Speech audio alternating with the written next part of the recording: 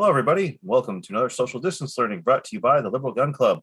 Tonight, we don't have a bench doctor. Scott is not our presenter tonight. Tonight, we have Jim, and he's going to be showing us or previewing a class that will be going on during the National Convention in October for the LGC in Las Vegas.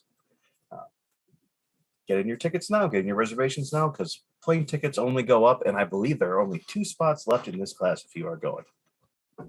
As to the video, this is currently being streamed out of Zoom to Twitch, Twitter, and Facebook.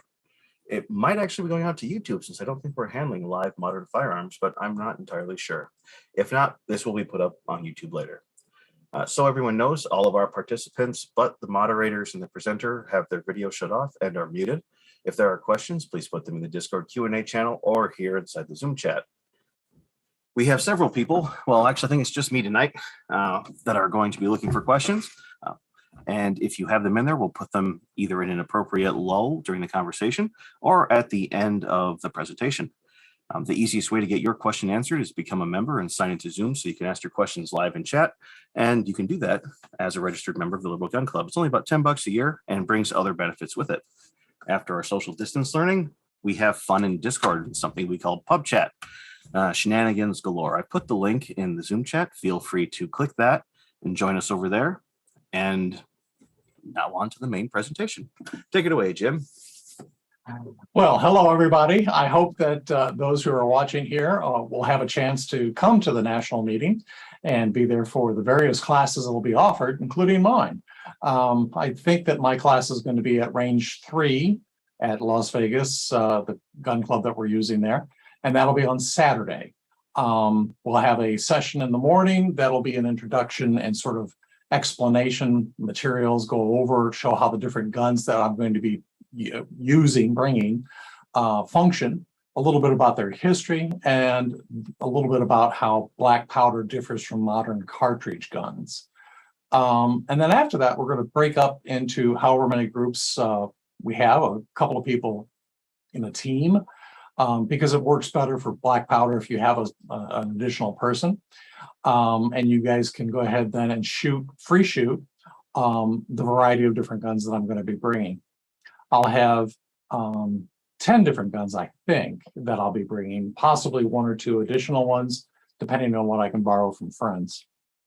I did put up a post on the LGC forum under Black Powder about the Black Powder workshop that I'll be teaching, and you can find that on the LGC forum.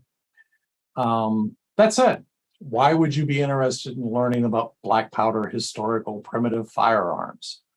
Well, my argument is that it will make you a better shooter of modern weapons. My experience has been, I shot some black powder when I was in high school, a little bit in college. I've been a shooter all my life. I've owned firearms since I was 8 years old, going way back, dark ages.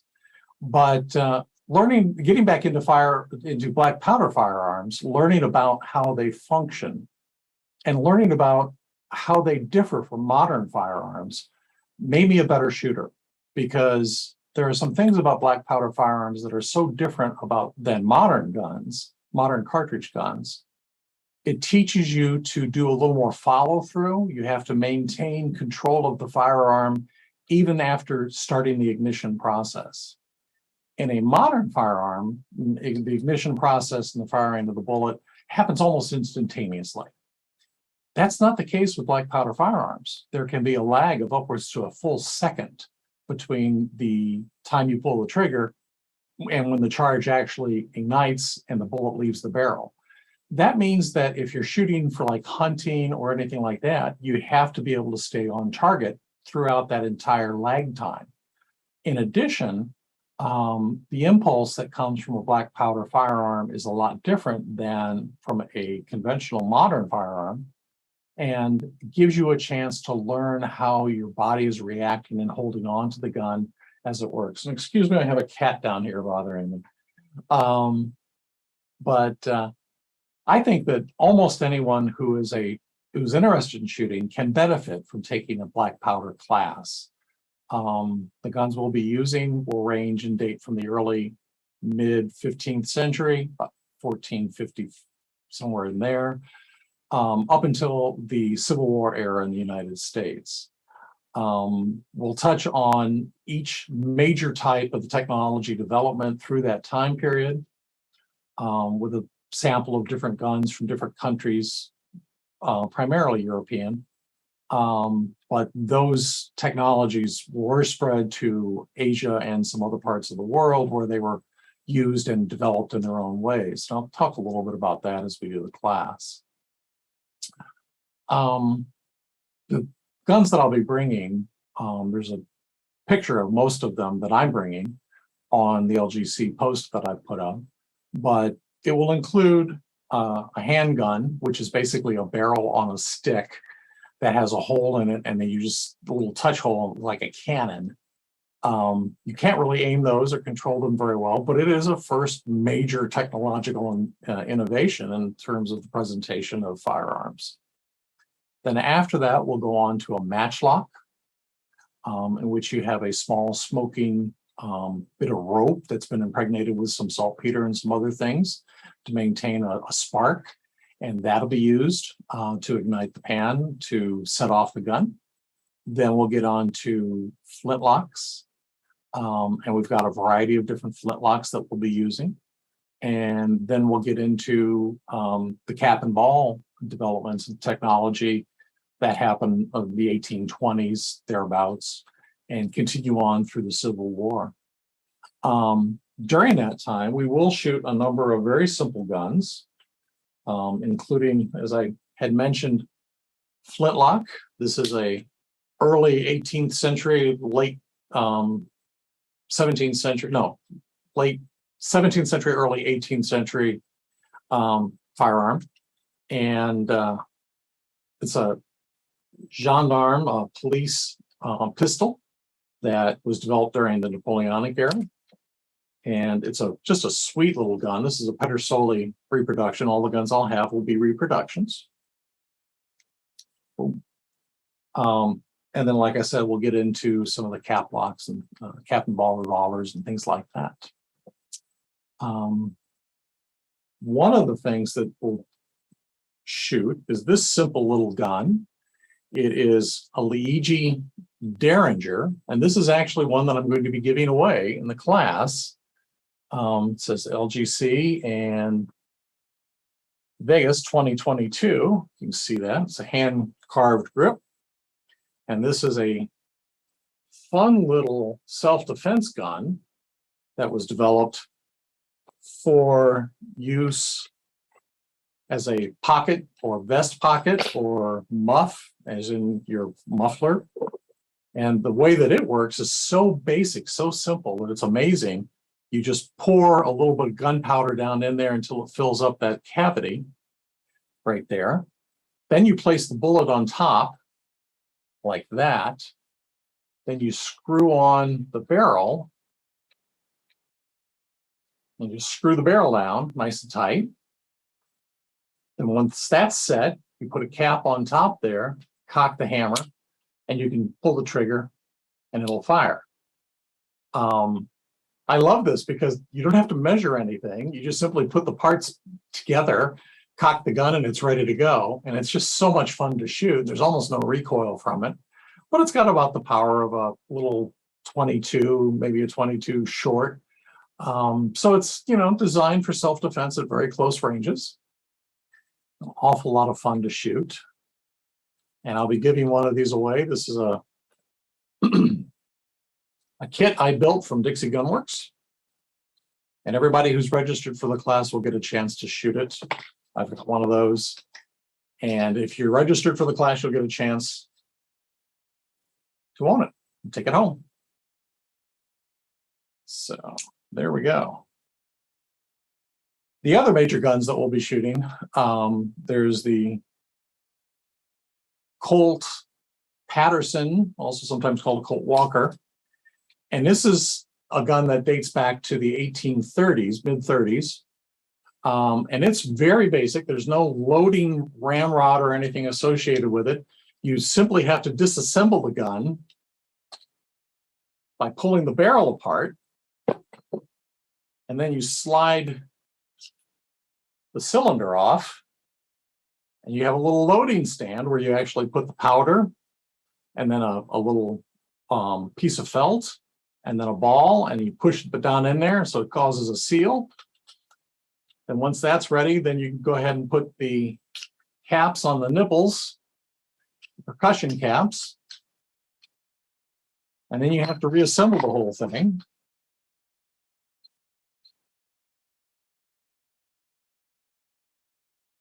And then it's ready to shoot. It's a fun little gun. Very slow to load, but it's the first basic functional revolver that existed in the 1830s, about 1839, something like that. And it sort of sets the tone and the pattern for all the revolvers that follow afterwards. One such would be the model 1858, sometimes called the New Army, Remington. 1858 was the model year, but it was actually developed in the 1861 was when it was patented, I believe. And this is different. You can see how it's improved the design where it's got a loading ramrod here, but otherwise you do the same thing in terms of adding in powder, felt, and ball, and then using this ramrod to tamp it down and prepare it. And then afterwards, you fix the caps onto the nipples of the cylinder. Then you can cock it and fire it. Now, the neat thing about this is that once you had fired the gun, you could actually swap out cylinders if you had a spare cylinder, and that was a fairly common sort of thing to do. I'm not going to do that here tonight because it can be a little bit of a pain to do. But it's the idea of sort of similar to changing out a magazine on a semi-auto gun. And the technology behind that really sort of revolutionized the introduction of pre-cartridge guns and led to cartridge development. Okay, a version of that was not very much used, but has come to be very popular, is the carbine version. It's the same basic gun, it's just got an 18-inch barrel and a stock. The fun thing about this is that you can load the magazine and shoot it the exact same way as you do the revolver. It's a revolver carbine, which is kind of a fun thing. Taurus has involved themselves, explored that idea with Circuit Judge and a few other guns that they've come up with. And like that, like this early design, you have to be really careful not to get your fingers in front of the cylinder gap, where it can cause problems for burning you or igniting parts of your clothing and things like that. So what they did was they developed this little finger grip. So you actually stabilize the gun like this by keeping your hands well back behind the cylinder. It's just a fun gun. It's really accurate. Surprisingly, it's in .44 caliber and effective probably to 50 yards. Black powder, of course, doesn't have the same power that a modern cartridge does, but it still can be an effective gun at those distances without any problems. Another gun that we will have a chance to shoot and to explore the fun of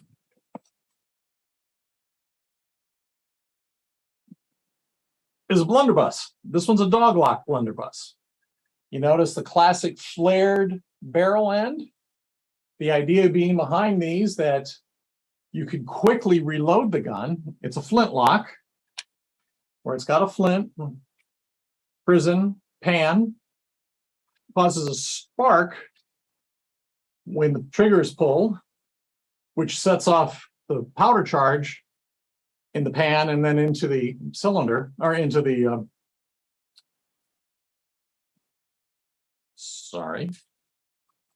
into the gun itself, into the back of the chamber. But But these were really quick to load and really quick to fire. You could probably get 2 or 3 shots off in a minute, which is pretty fast for the flintlock sort of technology. And these were commonly used for fowling pieces or for riot control from the middle of the 1700s on. They stayed common and fairly popular until the middle of the 19th century. They're a lot of fun to shoot. This one's called a dog lock because it's got a special little additional lock there that allows you to put the gun on half cock, but even if you cocked it all the way, it won't fire, so that it stops a misfire when you're just walking around with it, or if you're on guard duty or something like that. It's just an extra security, a sort of a manual safety. So it's kind of a fun gun. They're fun guns to shoot. So we'll talk about the differences between types of powder, black powder. The fineness of the powder determines its speed of burning, and that makes some powders more suitable for cannon, some powders more suitable for muskets, some for rifles, and some for pistols. Generally, for the smaller the gun, the finer the powder you want, because you want to push that initial impulse of energy as high as possible for the shorter barrel. Those of you who know me through Ballistics by the Inch, that's my website, will know that this is an area of internal ballistics that I've studied extensively and have documented for people around the world to use. So that's where that technology comes from. It's part of the reason why I find black powder so fascinating to work with. Black powder guns clean up differently than modern guns do. I know people who shoot black powder who will actually put their guns in their dishwasher to wash them. Yeah, you just completely immerse the whole thing in hot water, hot soapy water, and that's the best way to clean it, because black powder, true black powder, and we will be using actual black powder, not a substitute, can be very corrosive. It's something that they learned very quickly, is that you have to flush the gun out when you're done shooting it for the day. Otherwise, it will destroy your barrel and any metal components that it's come in contact with. So we'll talk about that. We'll talk about how to clean the guns, how to manage them, how to prep them and store them. It should be an awful lot of fun in that regard. One thing I will note is the class description had a nice reference in there about wearing period clothing. Well, you don't have to worry about that. That was kind of a joke. But I would recommend heartily that you wear clothes that you don't mind getting messy. Black powder does tend to be dirtier than shooting modern cartridge guns. If you think about what it's like to clean your gun after you've had a day out at the range, and how that can have some grunge and some smoke residue, some powder residue and things like that. Well, that's what the whole experience of shooting black powder is like during the entire process. So I would recommend wearing clothes that you don't mind getting a little dirty, clothes that you don't mind having stains on, that sort of thing. It works out pretty well, but don't wear your best range clothing for the workshop.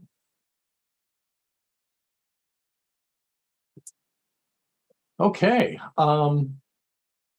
we will be shooting soft lead balls for all the guns. It is possible with a blunderbuss that we could use shot cups or a bag of shot. They were used as sort of proto shotguns, but that's more to fuss with than I want to get into for a workshop like this. So we will just be sticking with solid soft lead balls, which once again can leave a lot of residue if you're handling those things. Beyond that, I think that kind of gives the quick overview of what I wanted to talk about. So have we got any? Yep. Questions? Well, we have some questions. Oh yeah. Excellent. And they range to on topic to not so much. The fun one first though. What's your favorite black powder experience? Not necessarily something the handgun itself, the firearm itself. Not the gun itself, but the experience. I'm not going to bring it for this trip because it's an awful lot to manage for new people. But a friend of mine has a 4-bore blunderbuss, and that uses. Well, let's put it this way: the little Derringer uses 9 grains of black powder. Okay, the blunderbuss can use about 40 to 50 grains of black powder. Well, the 4-bore blunderbuss used upwards of 200 to 400 grains of black powder, and it shot a ball that was over 1 inch in diameter. That ball weighs, I think, about 450 grains in terms of the weight of it. To put that in comparison, that would be like 4 9mm bullets. Well, it's got to be more than that. It's got to weigh more than that. But anyway, it's over 1 inch in diameter, and the thing is just absolutely massive. If you can imagine looking down the bore of a barrel on a blunderbuss that's about 2.5 inches across, because the barrel flares out like that, and even though it's black powder, the recoil impulse is almost like shooting a 50 BMG. It's just absolutely massive. It's an insane thing to do, but it's an awful lot of fun. Definitely sounds like it. Okay. Next question for the class. Do you go over the legal differences, at least at the federal level, between black powder and more modern firearms? I know you said you're giving away that pistol at Vegas. Now, usually you can't do that with a modern firearm. That's an excellent question. As far as the ATF and the federal government is concerned, black powder does not require a NICS check.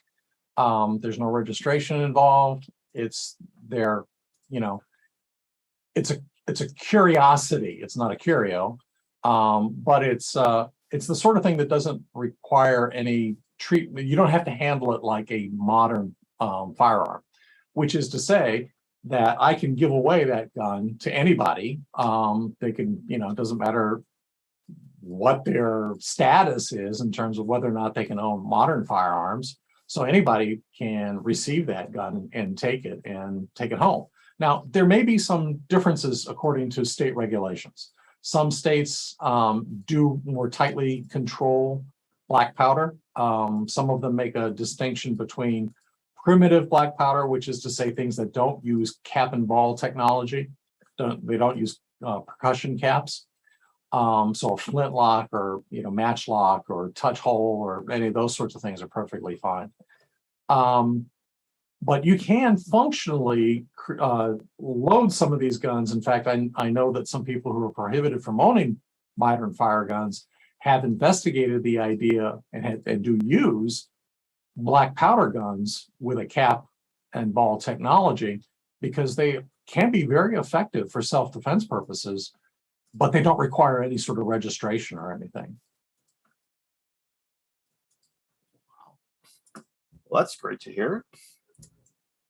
And the last question I have, because I didn't have a lot, you have mentioned ballistics by the inch. For those out there who don't know what that is, can you speak a little bit more on that? Sure. Ballistics by the Inch was a project that we started, it's been about 15 years ago, to explore the relationship between barrel length and ballistic performance in handgun cartridges. What we did for that project was we started with an 18-inch barrel that we had custom made for each cartridge, 22, 38, 44, 45, so on and so forth. And we chronographed modern self-defense ammo through these guns, through a specific platform, a Thompson Contender Encore. And we would chronograph the performance at 18 inches, and then we cut off 1 inch off the barrel and dressed to the end of it, recrowned the end of it, repeated the practice, repeated the tests, and then went all the way down to a 2-inch barrel.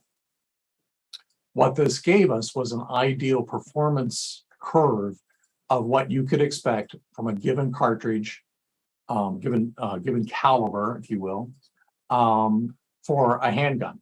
And then we tied that to the performance of real world guns as well, so that you could see, okay, how much does the ideal vary from, like a 4-inch 44 Magnum or whatever. And that gave people the opportunity to sort of realize where the sweet spot was for selecting a handgun barrel length, depending on, the trade-off that they wanted between power and concealability or whatever. And that information is all available by Ballistics by the Inch. If you can just go online, we've had now close to 50 million people who have referenced the site in the last 15 years. I threw the URL in the Zoom chat for those who are interested. Thank you. I spend a lot of time going there myself just to look at 44 cartridges different and what barrel length is advisable. Yeah, It's a fantastic resource. I'm much more known for Ballistics by the Inch than the black powder stuff. The black powder stuff is just something that's kind of fun and that I got interested in again a few years ago. And I do really like the historical aspect of it. And I do like what it's done for my shooting abilities. It's made me much calmer. I really like the meditative quality of shooting black powder. It's a slower pace. When ammo is in short supply, you don't go to the range and blow through 200 rounds of ammo that you might not be able to replace. Instead, you can go have an enjoyable hour or 2 hours at the range and shoot maybe a dozen or 20, 25 shots. It teaches you a lot. Teaches you a lot about pacing, about focus, about meditation, maintaining your focus while you're shooting. Excellent. I do not have any additional questions. No more have come in since I mentioned that. So we'll give people another minute here, see if they have a question that comes up. And I'll double check Discord just to make sure there isn't anything there. It does not look like it. Okay. For those of you who are going to be at Nationals, I'm also going to throw the event link inside the Zoom chat. And I should have been doing this earlier instead of talking, so it was already be done, but I did not. October. And for those who are going to be at National, I'm started posting some things to the Facebook LGC page. I'll also be bringing a number of my less common handguns, some interesting things. Kyle's had a chance to shoot some of those. So if you'd like to have a chance to shoot some weird things, I've got a few, and I'll be bringing them and bringing them to share all day on Friday. Anybody who wants to stop by can give any of my guns a try.